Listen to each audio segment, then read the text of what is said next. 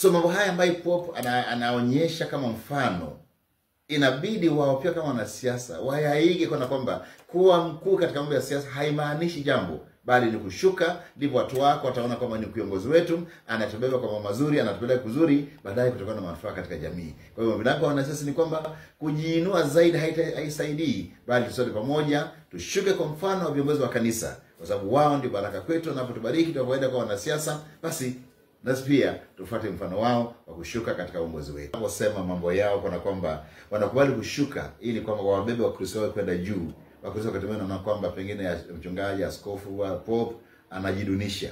Sio kujidunisha. Hivyo ndivyo neno la Mungu linavyotaka. Kwamba sisi sote tushuke, tunaposhuka Mungu atatuinua. Kwa hiyo nataka tuombe kwamba ikiwa sisi wa askofu wanashuka, Pope anashuka, then Mkristo anayefundishwa na askofu mkuu na Pope, Bwana ashuki. Ombi langu ni kwamba kwa kujifunza kutoka katika wakuu wetu, nasi pia tuwe mfano mzuri, kwa sababu wao wakuu wametupa mfano. Kwa natoa rambirambi zangu kwa kanisa la Roman Catholic kote duniani kwa kuweza kupoteza mtendakazi na baba imani na baba mkuu wa kanisa hilo kote duniani.